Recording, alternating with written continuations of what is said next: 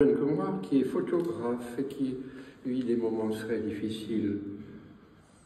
Ce matin, très tôt, j'étais encore dans mon lit. L'adorable ami m'appela. « Oh, merci, j'ai cru que vous étiez fâché, qu'un seul mot vous eusse blessé. Non, pas du tout, j'avais hier tout le jour morale 0. Et voulais-je pas vous assombrir? On a parlé photographie, sa mère photographiait, elle a fait des albums de famille, ça lui donna le goût et la passion. À 13 ans, mon ami tire le portrait de son frère, et puis une école privée à Lyon. Il s'y forma 1 an, et ensuite les arts déco à Strasbourg. Il y a, me dit-il, dans mon ordinateur 300 000 clichés. Quel chantier serait de développer cette voie lactée? Dessinerez-vous?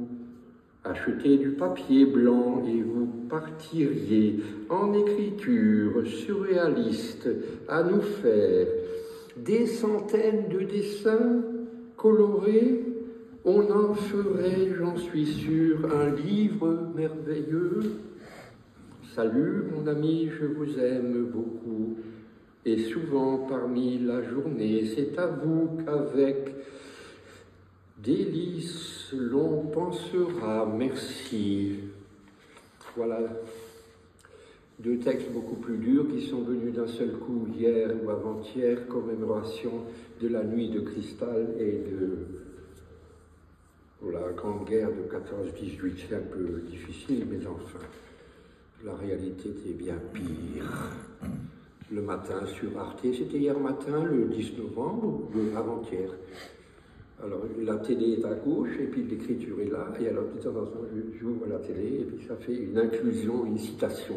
Ce que les poètes du 19e siècle ne pouvaient pas faire, puisqu'ils n'avaient que des photographies de Nadar. Le 10 novembre 39. Tôt le matin, la télé s'adonne à se souvenir de la nuit de cristal qui, en Allemagne, 1939, il y a pile 86 années, ravagea d'un seul coup les Juifs allemands. Le seul matin de ce 10 novembre 39, on fit brûler des milliers de synagogues et aussi les magasins tenus par des Juifs. On saccagea des milliers d'appartements, on arrêta des familles entières, les déportant vers les 3, 4, 7 déjà existants. Et les piscines, bancs publics, lycées, universités furent interdits aux Juifs et aux chiens. Les décrets s'accumulent, mais très peu de Juifs quittent l'Allemagne. N'ont ni argent, ni relation, ni pays d'accueil. Peu iront aux USA. Claude Vigée réussit à franchir avec sa mère les Pyrénées, s'embarqua sur l'océan et malgré les sous-marins allemands qui rôdaient, il arriva en Amérique où un oncle bien situé les aida. Ils ont survécu. 35 membres de sa famille n'eurent pas cette chance-là. Un texte du 11, toujours sur les commémorations de la grande façon de parler, guerre, façon de parler. Guerre, façon de parler, grande façon de parler. 1914, brûlé vif. La téloche va sur la grande vacherie, la grande tuerie, la bestialité, la boucherie, la vomissure, l'abomination absolue, la fin du monde qui s'appela guerre mondiale 14-18, tout tant et tant de massacrés, blessés, trucidés ou éventrés, charcutés, zigouillés, pire qu'à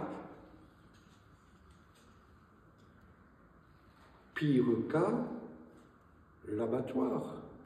Pire qu'à, on dit des fois un abattoir, c'est totalement faux. Pire qu'à l'abattoir. À l'abattoir, vous ne gazez pas.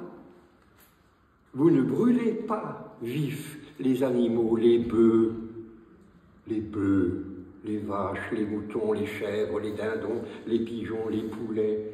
Vous ne les brûlez pas. Ah, nos pauvres piou-piou n'étaient même pas des bestiaux. Des bestiaux. Ils ont été à la baïonnette égorgés, explosés, saccagés, couteaux de guerre, abomination de la guerre, malaria de la guerre, choléra de la guerre, maïzena de la guerre, Bérésina de la guerre, Hiroshima de la guerre, Nagasaki de la guerre, et Guernica, et Waterloo, et Treblinka, et Pearl Harbor, et foutage de gueule, et piétinement des couilles et du cœur. Les derniers engagés nazis avaient 14 ou 15 ans et Hitler, déjà délabré, les inspectant, avait dans son propre dos, à la hauteur de son propre cul, sa propre main qui tremblait comme si c'était feuille morte pourrie. J'ai même vu, j'ai pas rêvé, il s'enfonçait la baguette de choses dans le... Voilà, sans le faire exprès parce qu'il était déjà Parkinson. Hein. C'est ça que vous voyez à la télé. On ne savait pas. Des gosses de 13-14 ans. Et lui était pâle comme un mort. Évidemment, il savait que ça... Voilà. Et Charles Péguy, tombé dès les premiers jours, il avait encore le pantalon rouge visible à 50 pas. Et le chef, sous l'arc triomphal, là, le chef des armées, aujourd'hui, hier, avant-hier, sous l'arc triomphal, qui crie « Présentez armes, cessez le feu !» Le speaker expliqua l'horreur des gaz de combat, l'hypérite, le moutarde. Ça vous cassait les yeux, le nez, la gorge, les dents, ça vous faisait comme si, mort vivant. Et alors, on inventa un canon qui lançait du pétrole enflammé. Le projet capota. Mais l'on n'eut, n'est-ce pas, le lance-flamme, le feu portait à 10 mètres, quand on libérait une tranchée, les soldats descendaient dans le trou et ils nettoyaient, dirigeant les flammes vers des rats planqués dans la mer de la boue. Le journaliste posait la question si les lance-flammes étaient toujours dans les arsenaux français, on n'a pas su répondre. Et maintenant, vers la fin du... Oui, il faut quand même parler de l'actualité un peu. Est-ce qu'on peut mettre une quincaillerie dans un poème? Est-ce qu'on peut mettre un cercueil dans un poème? Est-ce qu'on peut mettre Macron ou quelqu'un comme ça dans un poème? Voilà. Naufrage français. Quelle chance avions-nous de subir la meilleure politique française depuis 1870? Faut le dire quand même, hein? Et il faut le dire haut et fort, le meilleur gouvernement depuis Gambetta, hein? Il faut le dire quand même, depuis Gambetta, Émile Zola. Eh bien, dites-moi, ils avaient pourtant déjà le canal de Suez et le canal de Panama, de grosses, puantes escroqueries. Bon, c'était pas rien. La République avait juste 12 ou 13 ans, elle tournait déjà très mal. Oh! Effluves élevés, nous arrivons de Paris. Qui qu'a dit la France foutisse le camp? Ô Pompadour, ton café nous aura d'ici peu englouti. Comment font des millions de braves gens qui, dès le 9 du mois, savent pas comment ils vont finir les 21 ou 22 jours restants. Et les petites vieilles survivant avec des biscottes arrosées d'huile de sardine, et les étudiants qui ne mangent plus à leur faim, comment passeront-ils jamais leurs examens, payeront leur loyer? Quelques-uns iront le soir au fond des bois vendre leur charme, garçons et filles, sous des arbres charmants. Voulez-vous pas, madame, monsieur, j'ai besoin de 40 balles, on sera discret.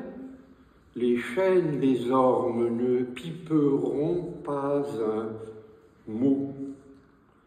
Rien ne marche plus vraiment. L'État va faire des économies sur les cancéreux, la radiologie, la psychiatrie. Un interne gagnant 280 € mensuels, 280, se tape des tournées de 24 heures sans dormir. Comment va-t-il, avec ces malades, ne pas se tromper s'il ne dort jamais? Et 1800 très grandes fortunes sont en France exemptées de tout impôt. Et les femmes, chez nous, sont payées 15% de moins que les hommes.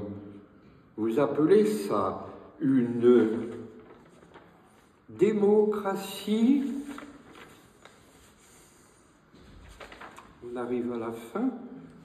Un texte d'espoir à un moment donné. Oui. L'abominable qu'on a,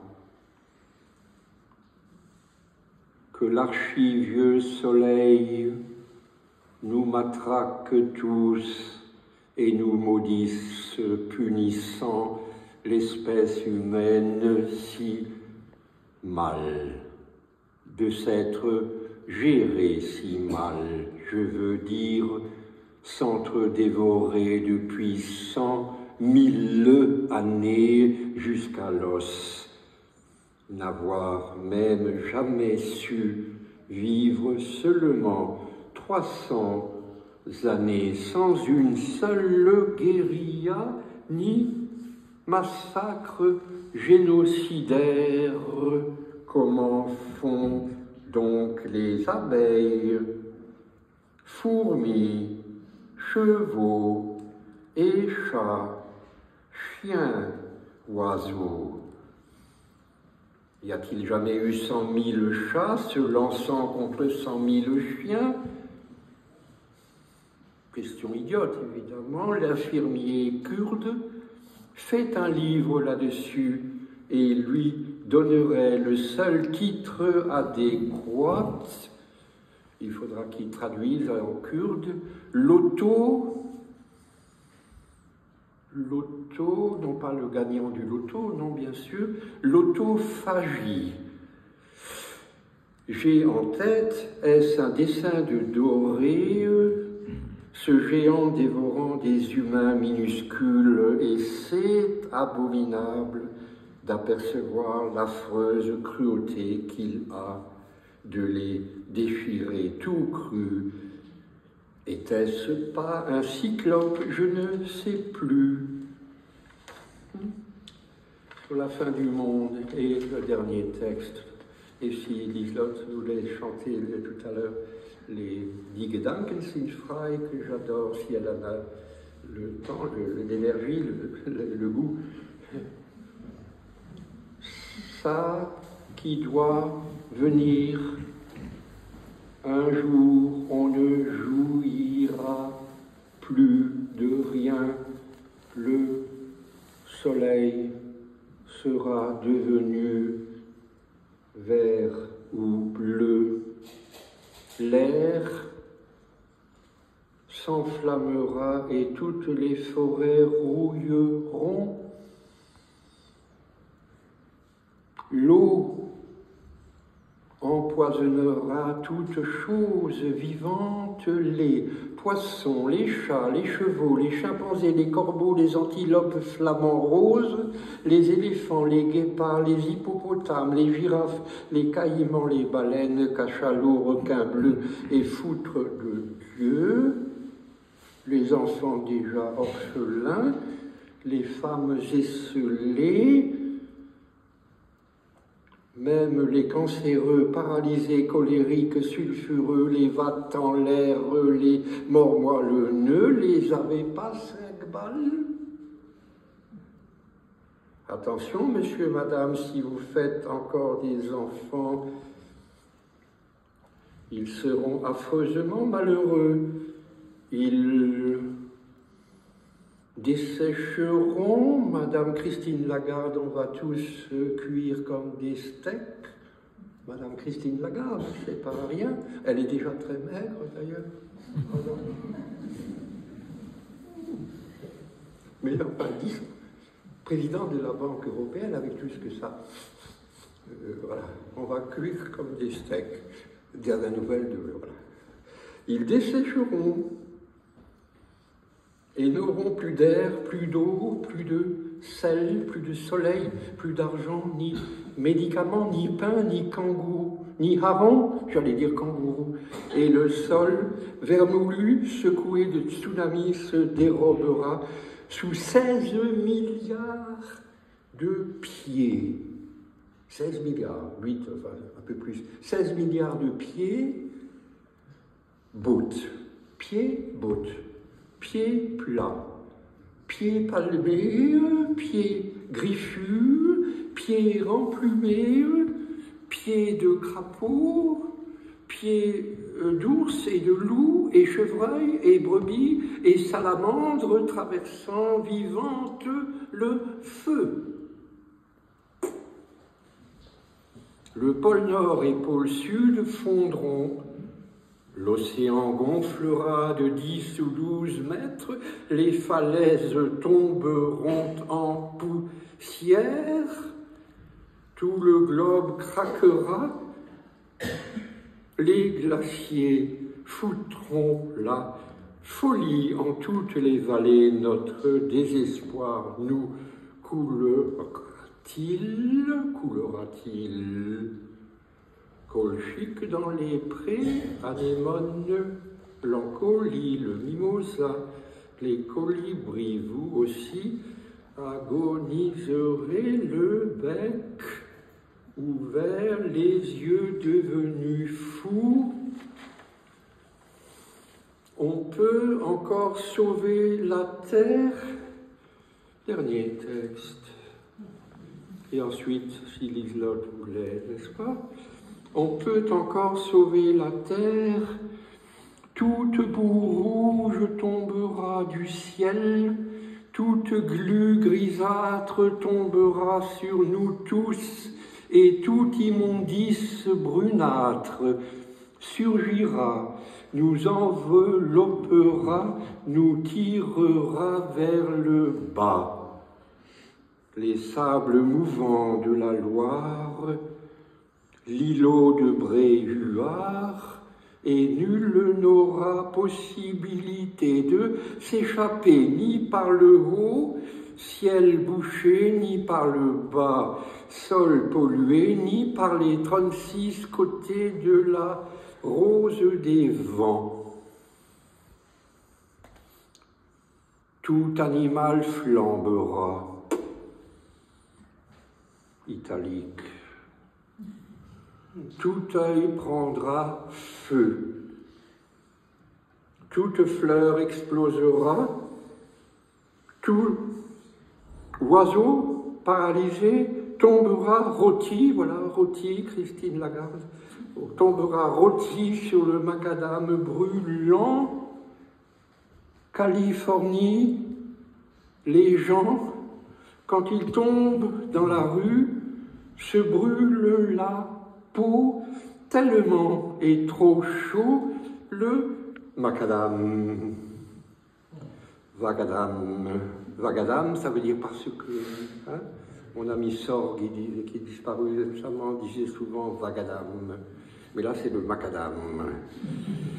Blé brûleront, forêts brûleront, rivières, oui, brûleront, et des pays entiers partiront en fumée comme au Canada où la tourbe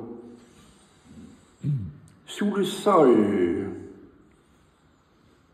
ne s'éteindra plus jamais.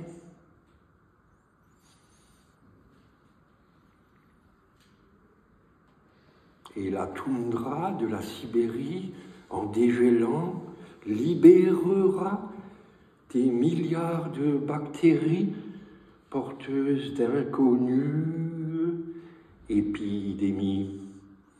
Palerme brûlera, et Athènes, Chypre, Tunis, Addis Abeba, Tripoli, Madagascar, le Mali, qui va très mal, la Mauritanie, le Tchad, et ses 19 oasis, lacs merveilleux. Il y a au Tchad 19 lacs merveilleux.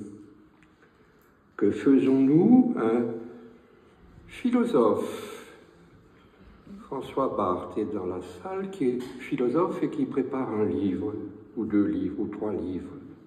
Un philosophe venu de Suisse a soutenu qu'on pouvait encore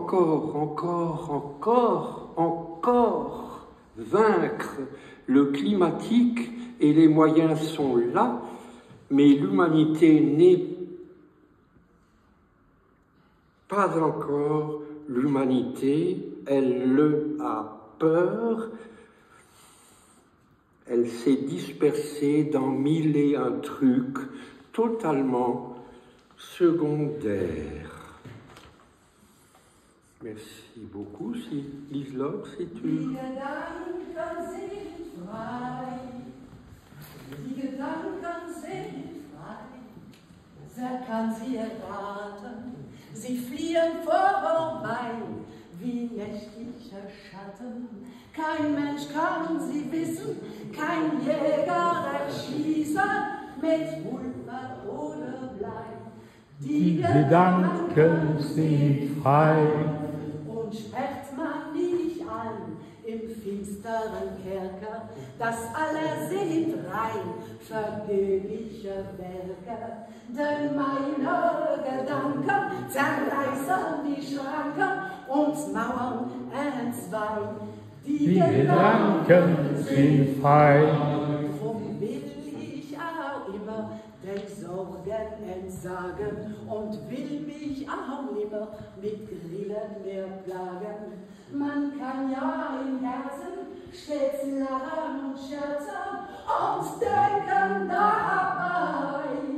Die Gedanken sind frei.